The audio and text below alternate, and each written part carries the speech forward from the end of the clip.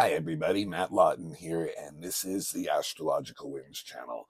I'm going to take a look today at not only the week of April 1st through 7th, but the month of April too. So got a double blog to do today. And just before we get into that, just to let everyone know, remind everyone, the Astrological Winds channel is a free weekly video blog that I do on YouTube, and been doing it on YouTube for several years now. So if you like what you see, please become a follower if you have a YouTube account. And don't forget to turn your notifications on so that you get the message that the blog is posted.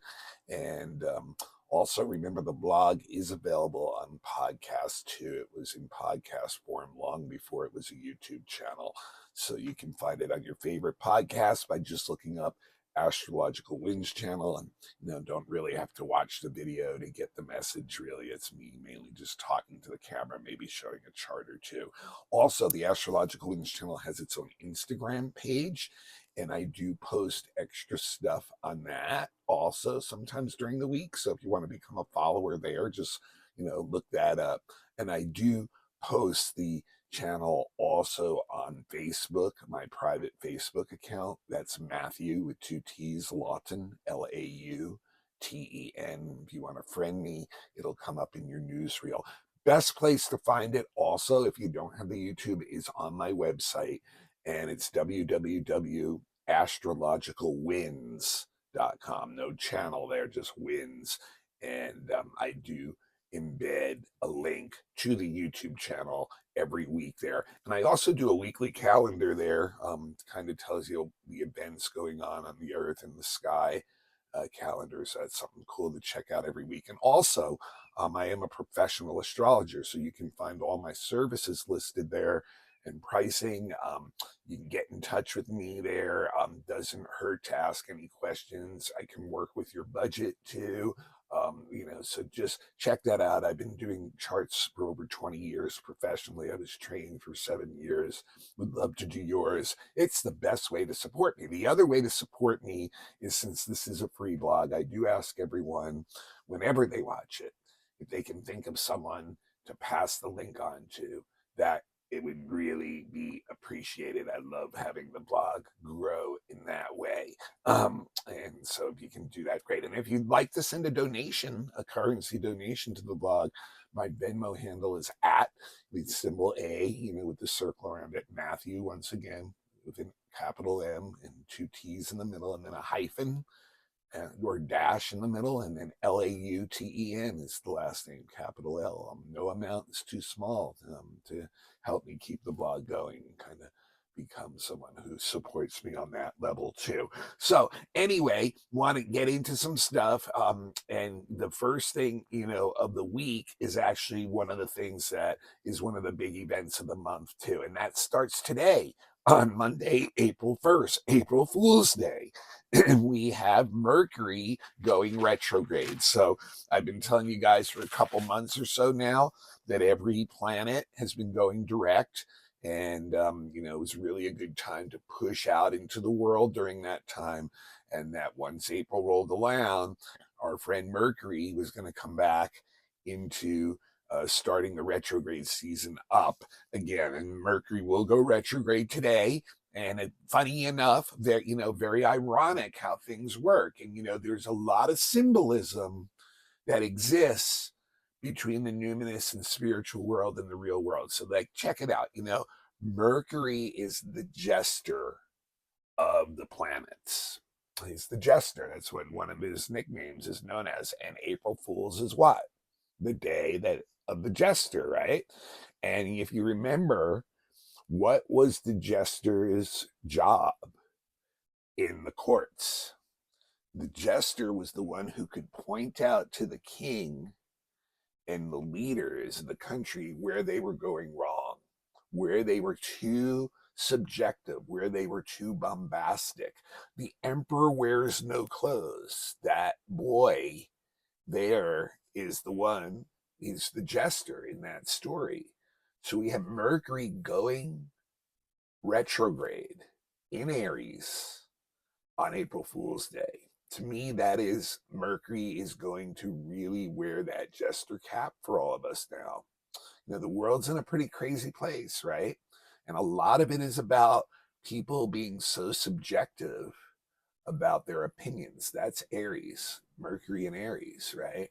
Being so subjective about their opinions that they don't take in anybody else's, that they don't self reflect at all about the decisions they're making and the words that are coming out of their mouth. They're very coercive, they're very combative, they're very contrary, sometimes even knowing that they may be wrong and that the other person may have a good point, and they still are reacting that way, right? That's the world we brought ourselves to. And so Mercury this year, as I said before, is going to go retrograde in the 3 fire signs, right? And it's going to show us how our actions are off and how we mess ourselves up. So this is lesson number 1 this year in Aries: how we can be so headstrong, how we can be so blinded by our own subjective viewpoints that we get so impulsive with our decision making, so coercive with our words, so pushy, so strong. Does this sound like the environment we live in today, right? Think about it politically, what's going on, how people are in opposition with one another all the time, And so like here we go, So, so this is going to really show us, I think, over these 3 weeks in a very jester-like way, how we mess ourselves up. Really, how our own impulsive decisions, our own inability to take in other people and be receptive to what they're saying without getting defensive is going to really hurt us. And so, this Mercury will be, starts at actually 27 degrees of Aries. So it's a very late degree, which we call a critical degree. So there's some very important lessons to learn here if we want to break out of this. And the danger to this thing is, if we can't break out, which a lot of us won't be able to, because, frankly, we just don't have the consciousness to be aware of enough of how we're being driven by our defense systems to do this. So what we do is we get very argumentative, we get very insensitive, tactless in our conversations with others, very, very edgy, and what it becomes and what it can really become through this whole 3-week period is just a nonstop argument or battle or combat with others, because we're just not being able to discipline ourselves and shut down the impulsive thinking and the coercive statements that come out of that. So we can really, really hurt ourselves and just keep, stepping in our own doo-doo, basically, and every time we open our mouths, just create more open combat, more open enemies, more people wanting to just push back at us, because that's what everybody's going to be feeling like. It's not just you that's feeling the Mercury retrograde in Aries, it's everybody, so it can lead literally foot and mouth disease, the path of your own self-destruction. Just fill in some statement there of just being way too impulsive, way too combative, and the results of what will happen when you do that, right? And so Mercury will be retrograde in Aries the whole time that it's retrograde, until April 24th. So pretty much most of April, we're going to have to deal with this, and you could get stuck in a cycle of that. And when you think about it too, the shadow will go on beyond that, and it doesn't go into Taurus until May 15th. So that very combative Aries energy can exist in Mercury. So what to do with that, right? Really do what normally you would do with Mercury retrograde, and that's to go inside, to be self-reflective, to see how those words and those defense systems that we may have are messing ourselves up. That's what the jester wants us to see. That's what Mercury wants us to see in Aries, how your actions, being too impulsive, too subjective, are the things that are creating a lot of imbalance and inharmony, disharmony with the world around you and your loved ones. Even, you can even chase your loved ones away. So this is like a very, very intense energy to deal with if we're not recognizing it, and it will not be easy to discipline it. Aries energy is just so hard to discipline, and Mercury is tricky. And I'm going to tell you in a little bit too, Venus is not going to help because she's going into Aries too, where she's traditionally weak. So this is going to be a period where it's going to be so difficult, and we'll probably see this play out on the world stage. The next 3 or 4 weeks are probably going to just be so ridiculous, basically, with the statements that people make and the combative nature of like their subjectiveness without being able to take in anything from others, to be receptive at all or to be sensitive at all. So very, very challenging time for that retrograde.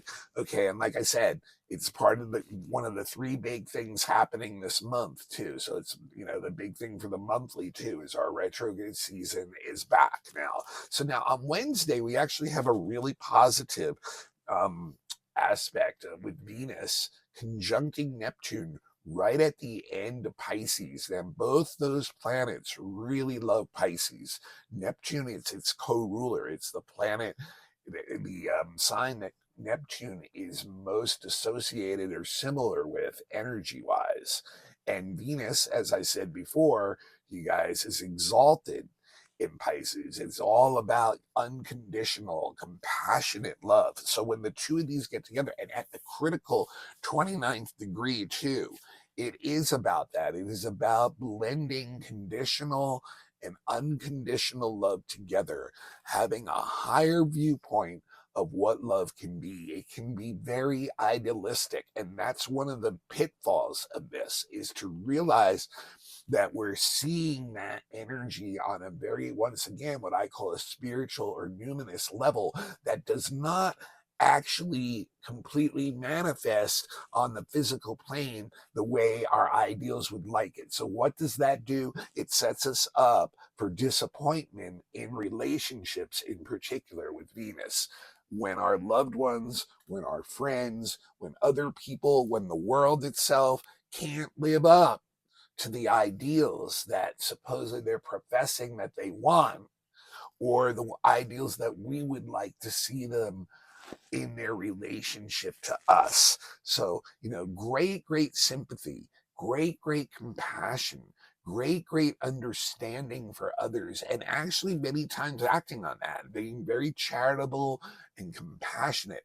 This is also it's really almost better to, in all honesty, it's not the best thing for relationships because you can misjudge them. Now, that being said, it can create soulmate connections too. Like if you do have relationships that are starting up now or going to another level, you can sense and see that soulmate connection. And if the other person sees that too, it can become something very, very deep and mystical and idealistic and romantic and full of reverie. But for the most part, we are self-deceptive due to our own ideals about relationships, and we can misjudge them. Now, two of the really good things for this energy is that, number one, it's really good for pushing into that um, unconditional side of love again. So that brings us to a spiritual love. So spiritual journeys, very mystical spiritual journeys. It could be with others, especially with Venus, it could be with groups, even in the Pisces energy, like having very mystical experiences that, bring the boundaries down and create a unifying energy between us and others. And that can also come through, once again, in romantic relationships, in things that can be that level of soulmate type relationship. Um, So that, is a possibility. And the other great possibility is this really stokes the imagination and inspiration and therefore creativity on an artistic level. This is something where you can really let go on that. You don't have anyone else to live up to.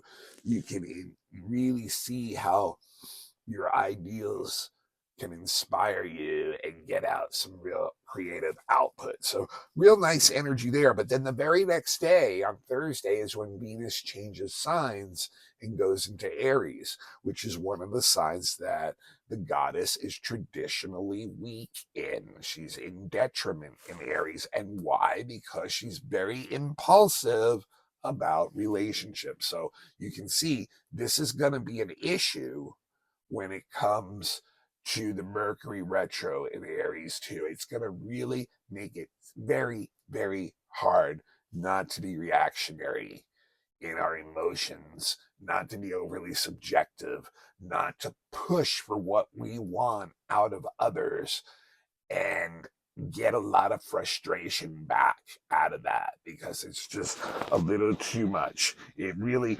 it's just Venus in Aries wants to get its way with others, so it's going to be really feeding that energy of just this too much subjectiveness and not being able to take in or be sensitive or be receiving others. So it's just like to me, it's really a double whammy. We're very impulsive about our relationships, and we don't take a lot in. I mean, normally Venus and Aries can be very vivacious too, but once again, kind of needing to be at the bow of the ship socially, just kind of like, you know, seeing forward, not seeing what's going on and your effect of how you're affecting other people around you. And with the, and that's something that once again with the Venus in Aries and Mercury retro in Aries, that's something you can reflect on during that Mercury in retrograde period is how your actions and the way you act affect your relationships. That could be something that could be useful for that energy. Now, there is a useful Venus aspect that ends the week on the weekend on Saturday. Venus sextiles Pluto, which remember is right at the beginning of of of Aquarius. So you're in Aries. Venus has just gone into Aries, so it's going to sextile back to that Pluto, which is right at the beginning of Aquarius. So this can actually create some opportunities for some very deep relationships where you can feel the emotional connection you have with someone else, and you can feel the intensity and the passion of that. And it may be sexual, it may not be, but what you do know is there's a really deep connection with you, and that can bring personal growth to both people. It can bring opportunities that they have for one another that can transform life for them. So it's really feeling those emotions. It's like we feel our way through life very passionately, even, and once again can hit the artistic part, take that stuff that Venus Neptune inspired us with and produce some very transformational art and creative type works with it. Now, and it also, can give us opportunities with, financial opportunities too that can come from relationships that we're having, like, deep connections. So Venus making a very interesting journey this week, conjuncting the Neptune at the critical degree of a sign she loves to be in, then immediately goes into a sign that she doesn't like to be in, which will feed Mercury retrogrades issues, and then on the weekend gets connected to Pluto in this very deep way that once again can bring some really deep connections and opportunities. So that's what I got for this week. Now, I'm going to go into April just for a few minutes, and there's 3 things in April that I want to mention, and one of them I already did, and that was Mercury going retrograde today till April 24th, and it will stay in, it'll go direct on the 24th at 16 degrees Aries, and it'll stay in Aries for another 3 weeks until May 15th, when it'll finally go into Taurus. So we have a lot of Mercury in Aries still. We have retrograde season starting. Once Mercury goes direct on the 24th, about a week later, Pluto will be the next planet that goes retrograde, which is obviously a much more subtle retrograde than Mercury is, but it will be starting the retrograde times. Now, the other big thing is we're still in the middle of eclipse season, remember? And so let's just backtrack a little bit here. So we had the full moon in Libra, right? And that was what, last Monday, right? And that was a lunar eclipse too. So you go back to last week's blog, and I talked a lot about that. But what happened less than 24 hours after that full moon eclipse perfected? We had quite an event in the United States where the bridge in the harbor of Baltimore got run into by a large ship, container ship, and took the thing down. So big full moon kind of event, right?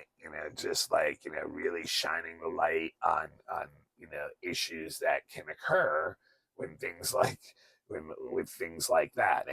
And so, like, triggering event. I haven't really looked at the chart of Baltimore or the event or anything, but I'm sure there's other stuff that are in there. But once again, the moon, when it gets into eclipses, when it gets into full moons or new moons, the gravitational pull is much stronger, right? You see the tides happen to that, and the emotional pull within us is much stronger. And the pull on any kind of energy that is on Earth is much stronger. We see more earthquakes, the pull on the crust and the molten. But here, once again, we see just the timing of a very traumatic event right around the full moon and eclipse. So that's, how I said, eclipses are sudden events that change reality pretty much forever. It's like, going down one street and taking another turn. So we're going to have the second eclipse coming up. And this is the one everybody's talking about, especially in the United States, because it's going to be a full eclipse through a swath of Texas, going up a little bit through other parts of the US. And this is next Monday, actually, on the 8th. It'll be a new moon in Aries solar eclipse. So I'm not going to get into that right now, because that's going to be the main gist of next week's blog. So you don't want to miss that next week. But it will finish our first eclipse season of this year. And we can once again expect some probably pretty interesting events, especially with Mercury retrograde too, and Venus and Mercury both in Aries also. So a lot of Aries energy there, which can be very explosive, very fiery, very out of hand. Now, there's one other really big aspect that happens this month. On April 20th, Jupiter conjuncts Uranus in Taurus. Okay. So Jupiter and Uranus are the two planets that have the most to do with freedom. That is where they really connect. The two of them also are all about expansion too. Like, they can really blow things up, expand things and when they're together, very rapidly. But what they're all about is they're reaching for freedom. They're reaching for independence. So you're going to see a lot of that kind of energy in socially and with people, this desire to go for freedom, to break away from things that are holding us back from being who we truly are. On an individual level, we may actually get to a point where we start to neglect certain duties that we no longer feel are honoring where we're at and who we are, and that we're moving forward. Or we may even be relieved of them through some event, which just had to happen. And we realize, oh, we actually have greater freedom and independence to be who we are. So this gives us a great opportunity for quick personal growth.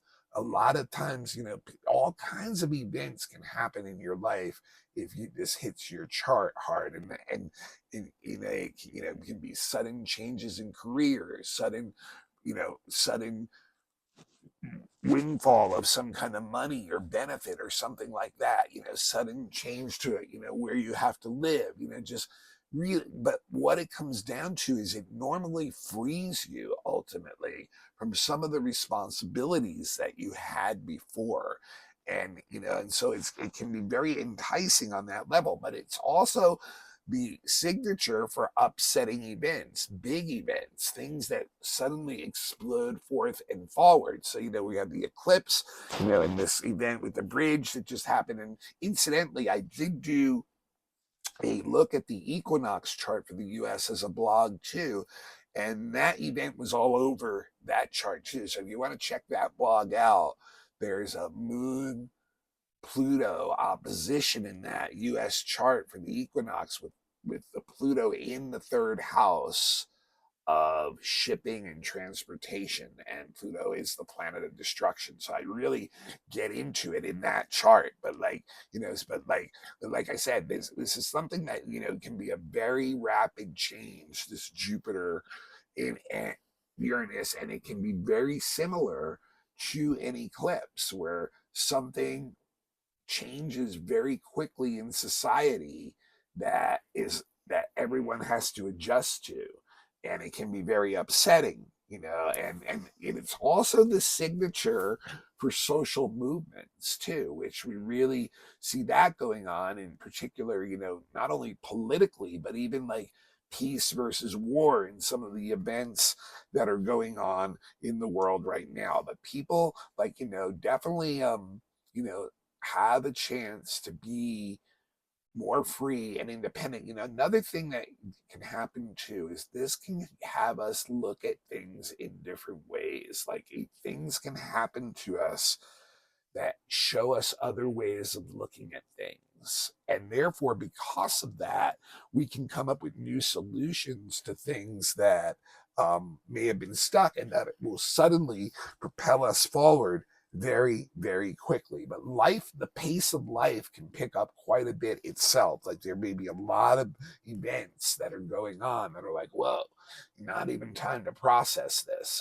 So that's like, the three big events of the month: the retrograde of Mercury, the full moon eclipse, the new moon solar eclipse coming up, and then this Jupiter conjunct Uranus are the big events of the month. So that's what I got for the week and the month.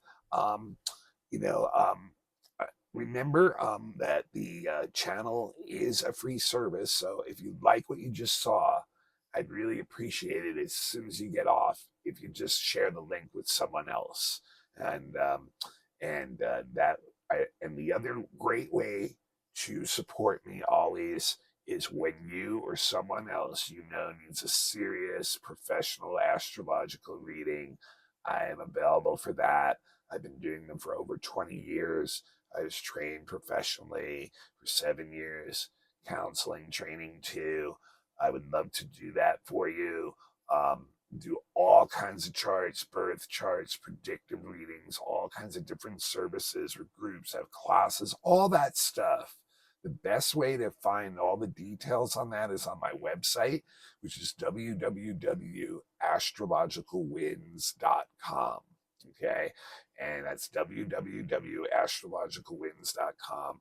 There's a link to email to get me there. You can email me at matthe823@gmail.com and start up a conversation, and and we'll figure out something to get that done for you. Like I said, if you have a group, I offer group stuff like classes, lectures. If you're interested in beginning classes, I have stuff like that available too. Check the website out too, you guys. Every week I put up stuff on the Earth Sky calendar to check out. If you have Instagram, get on my Astrological Winds channel Instagram. That sometimes I do some extra comments during the week on that too. And like I said, if you have the YouTube channel, become a follower there too. And I appreciate everything everyone does for the blog. I appreciate all the kind words. I'd really appreciate it if you pass it on to someone else, even if you've done that before, if you can do that right now again. And I will see you all next week. And we are going to get really deep into that new moon with the solar eclipse. So looking forward to that.